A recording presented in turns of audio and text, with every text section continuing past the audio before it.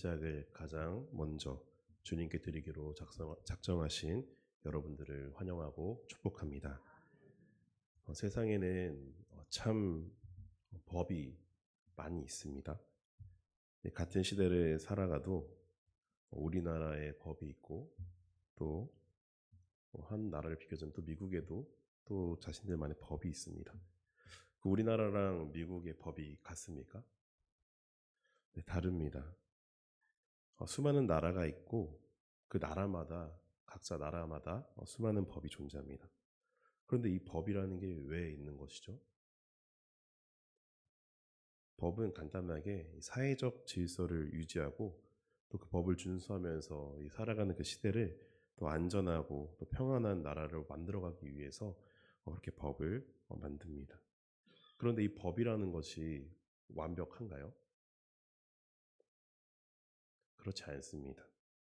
빈틈이 너무나도 많고 사실 우리가 살아가는 이 시대만 보아도 다들 너무 똑똑한 건지 명확한 건지 이 법을 악용하는 사례도 굉장히 많습니다.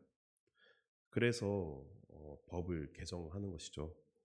잘못되었거나 빈틈이 있어서 이렇게 악용의 사례가 있을 때 안전하고 평안한 나라를 더욱더 만들기 위해서 질서를 유지하기 위해서 또 통제하기 위해서 이렇게 법을 새롭게 만들거나 개정하고는 합니다.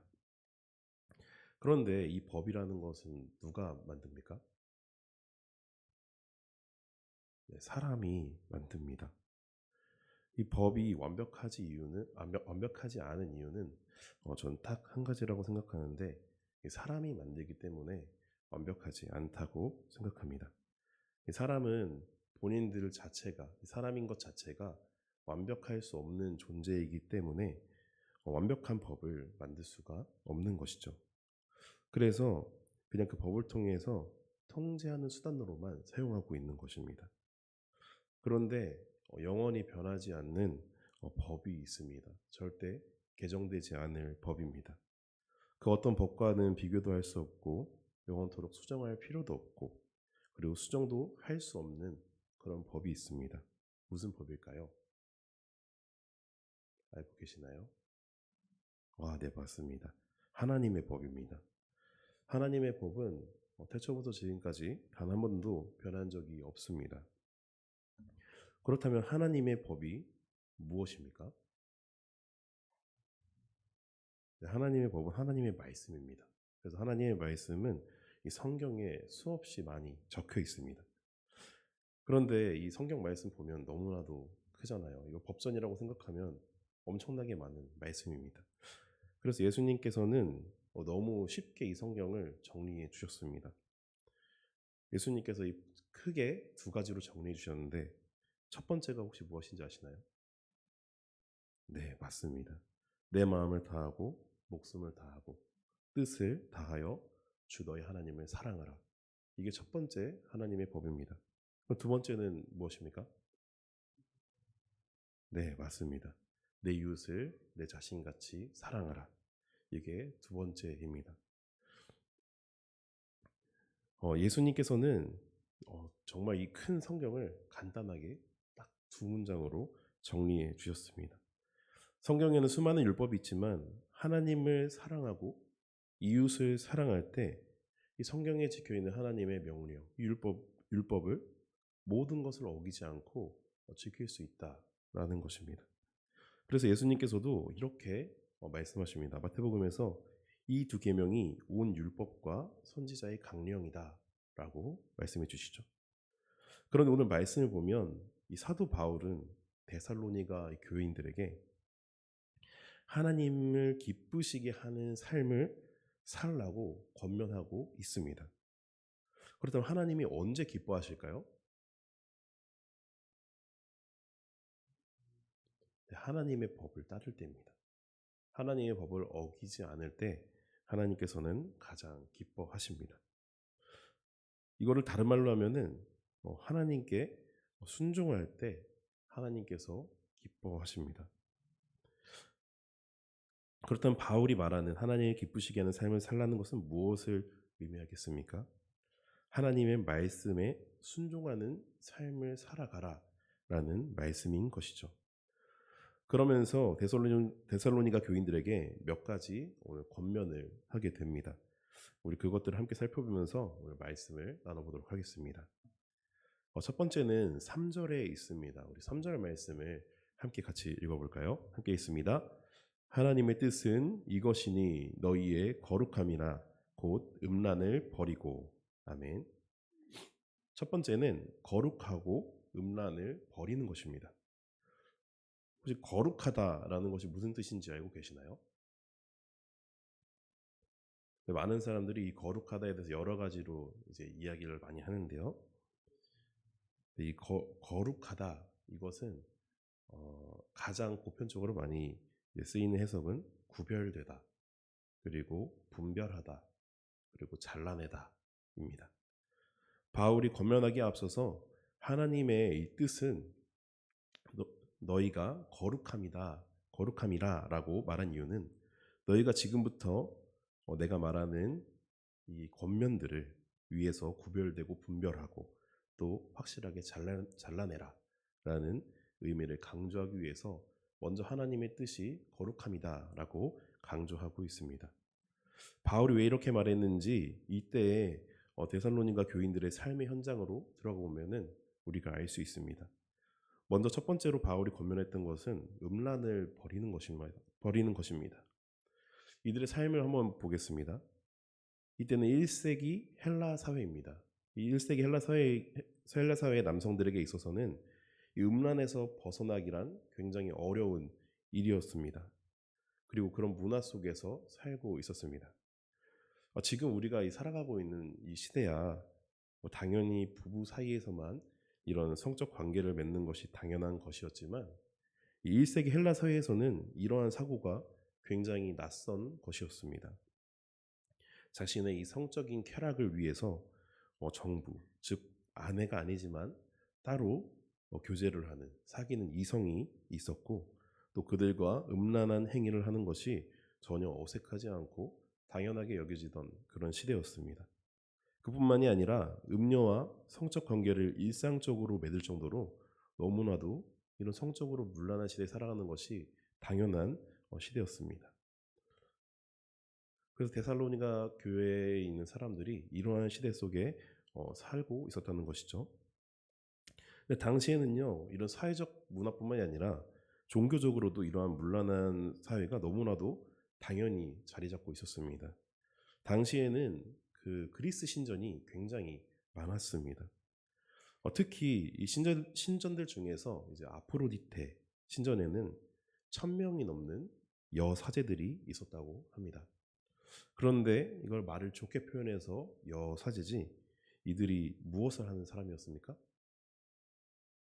이 종교적 행위를 앞세워서 성을 팔았던 사람들이었습니다.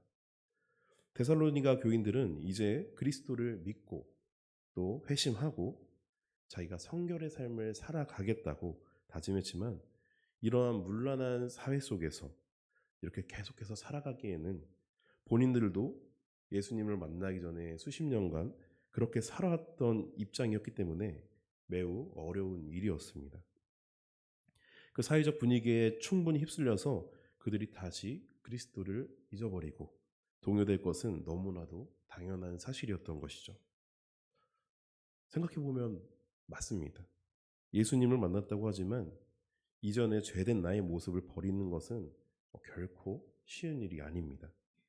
저를 포함하여서 여러분들도 충분히 겪고 계시기 때문에 이해는 되실 것이라고 생각합니다. 데살로니가 교인들은 이러한 환경에 놓여있던 사람들이었습니다. 잠시라도 방심하면 성적 유혹에 빠질 수밖에 없고 음란한 이런 문화 속에서 구별되지 못하고 그리고 분별할 수 없는 상황이었기 때문에 바울은 이것을 확실하게 잘라내라 라고 권면하고 있는 것이었죠. 그런데 오늘 이 말씀을 보면서 우리가 중요하게 살펴보아야 할 점이 있습니다. 지금 바울이 이들에게 음란을 버리라고 한 이유가 무엇이었습니까?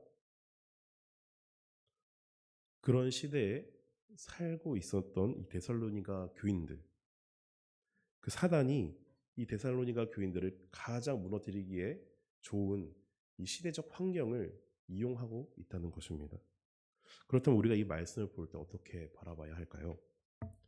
단순히 바울이 이 말씀에서 음란을 버리라고 했으니 우리도 그냥 음란하지 않으면 되겠다, 음란을 버리면 되겠다라고 생각하고 끝을 맺으면 되는 것일까요? 아닙니다. 물론 음란을 버려야겠지만 더 나아가서 우리가 살아가고 있는 지금 이 시대 가운데에 지금 사단이 나를 넘어뜨리기에 가장 좋은 것이 무엇인지, 이 시대를 통해서 나를 어떤 것으로 넘어뜨리려고 하는 것인지 그것을 더욱더 깊이 묵상하고 고민하고 또 그것을 발견한다면 이겨내기 위해서 기도해야 합니다. 거룩하게 구별이 되어야 합니다.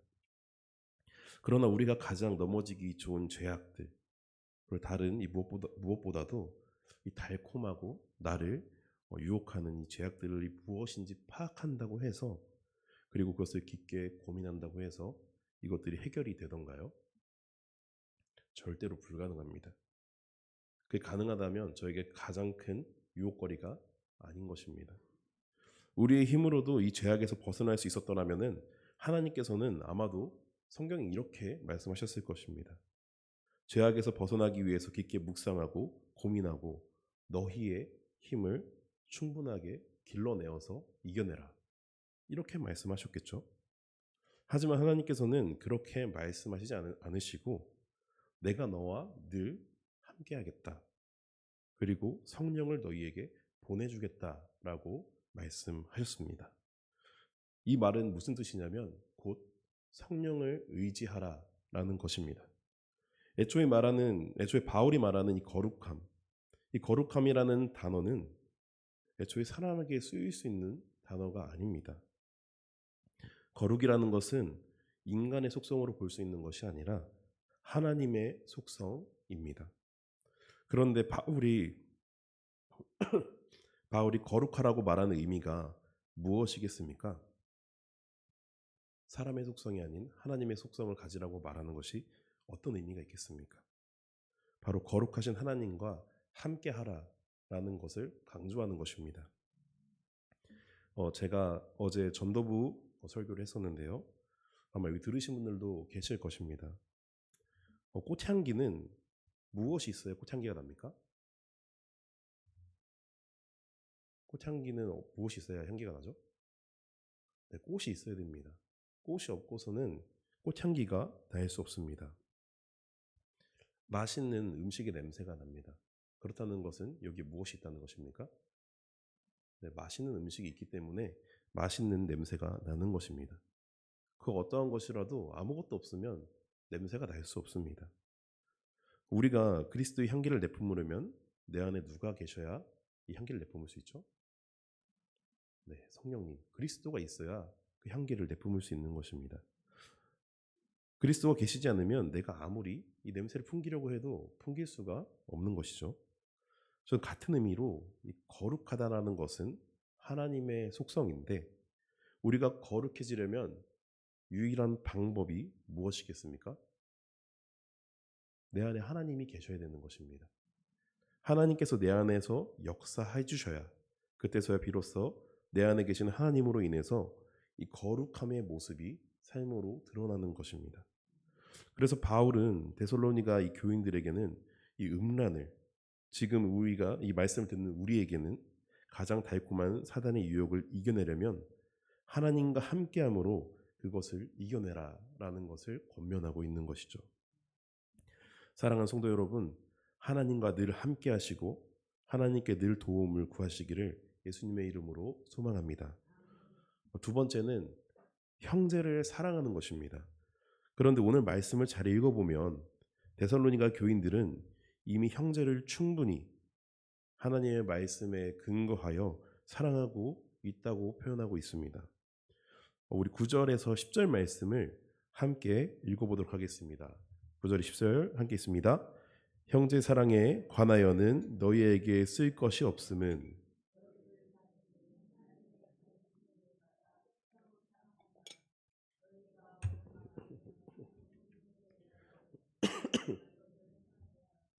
형제들아 고난오니 더욱 그렇게 행하고. 아멘. 형제를 사랑하는 것, 이것은 곧 누구를 사랑하라는 것이죠? 네, 이웃입니다. 이웃을 사랑하는 것입니다. 예수님이 말했던 그 두 번째, 이웃을 사랑할 것입니다. 바울의 말에 의하면 지금 데살로니가 교인들은 자기 교인들뿐만이 아니라 지금 마게도니아 지방에 있는 모든 교인들을 지금 사랑하고 있음을 알 수 있습니다. 뭐 데살로니가 교회 말고도 뭐 고린도가 있을 수도 있고, 고린도 교회도 있고 빌립보 교회도 있고 정말 많은 교회들이 있었죠. 근데 자신들의 교인들만 사랑하는 것이 아니라 하나님을 믿는, 그리스도를 믿는 모든 교인들을 다 같이 이웃으로, 형제로 똑같이 진정으로 사랑했다는 것입니다. 그런데 10절 마지막 부분을 보면 바울이 뭐라고 말하냐면요, 더욱 그렇게 행하라 라고 말합니다.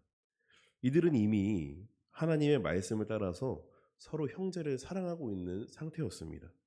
그런데 왜 바울은 계속해서 더욱 사랑하라 라고 말하고 있는 것일까요? 첫 번째와 마찬가지로 모든 사람에게는 이렇게 본성이라는 게 있습니다. 자꾸 원래대로 되돌아가려고 해요. 그래서 아무리 데살로니가 교인들이 지금 예수님을 만나고 거듭났다라고 하여도 이 죄악된 본성을 지닌 채 살아가고 있고, 또 거기다가 본인들이 처해 있는 이 상황마저 더욱 여의치 않으니 지금 삶에 만족하고 안주해 버린다면 그들의 믿음이 순식간에 무너지고 지금 하고 있는 이 사랑마저 사라져 버릴 것이 너무나도 당연했기 때문입니다. 그래서 바울은 지금 충분히 너희가 잘하고 있다. 그렇지만 현재 수준에서 너희가 만족하지 말고 더욱더 차고 넘치도록 사랑하라라고 권면하고 있는 것이죠. 그 사랑 안에서 끊임없이 믿음이 성장해 나가기를 바라고 갈망했던 것입니다. 사랑하는 성도 여러분, 여러분들은 현재 수준에 만족하여 안주하고 계시지는 않습니까? 우리 만수교의 성도님들 역시 이 데살로니가 교회처럼 충분히 형제를 사랑하고 계신다고 저는 믿고 있습니다. 더 나아가서 다른 성결의 삶도 최선을 다하여 살아가고 계신다는 것을 저는 믿고 있습니다. 그러나 그렇다고 해서 거기서 멈추시면 안 됩니다. 그리고 안주하시면 안 됩니다. 우리가 매일 숨을 쉬고 살아가고 또 매일 이 심장이 뛰는 것처럼 우리가 뭐 자고 있는다고 숨을 안 쉬나요? 숨을 꼭 우리가 인식해야 쉽니까? 우리가 자고 있는다고 이 심장이 안 뜁니까? 이것은 우리가 상관없이 살아있다는 존재 자체만으로 숨은 계속해서 쉬어지고 심장은 계속해서 뛰는 것입니다. 이와 마찬가지로 내가 하나님의 말씀대로 잘 살아가고 이 계명을 잘 지키고 있을지라도 단 1초도 멈추면 안 됩니다. 그리고 계속해서 이 성결의 삶을 살아가야 합니다. 우리가 마치 숨 쉬고 심장이 뛰는 것처럼 우리가 의식하지 않고도 계속해서 하나님을 위한 삶, 하나님이 기뻐하시는 삶을 살기 위해서 우리가 안주하지 말고 계속해서 하나님을 바라보아야 하는 것입니다. 이것이 바로 하나님께서 기뻐하시는 삶입니다. 내가 사단의 유혹에 정신 차리지 못할 그런 유혹 가운데 놓여져 있을 때 하나님과 함께함으로 그것을 구별하고 분별하고 확실하게 잘라내어 승리하는 삶. 내가 하나님의 말씀에 순종하며 계명을 지금도 잘 지키고 있을지라도 멈추지 않고 계속해서 이 성결의 삶을 지속해 나가는 것이, 그리고 이를 통해서 내 믿음이 계속해서 성장해 나가는 이 삶이야말로 바로 하나님께서 기뻐하시는 삶이다라는 것이죠. 사랑하는 성도 여러분, 여러분들은 하나님께서 기뻐하시는 이러한 삶을 살아가고 계십니까? 오늘 말씀처럼 그런 삶을 잘 살아오고 계셨더라면 멈추지 마시고 끝까지 하나님께서 기뻐하시는 삶을 살아가서 하나님의 기쁨과 영광이 되시기를 바라고요. 또 그렇지 못한 삶을 살아가고 있었더라면 지금 이 순간부터는 하나님께서 기뻐하시는 삶을 살아내어서 우리의 삶으로 하나님께 영광 올려드리는 저와 모든 만수교회 여러분들이 되시기를 예수님의 이름으로 축복합니다.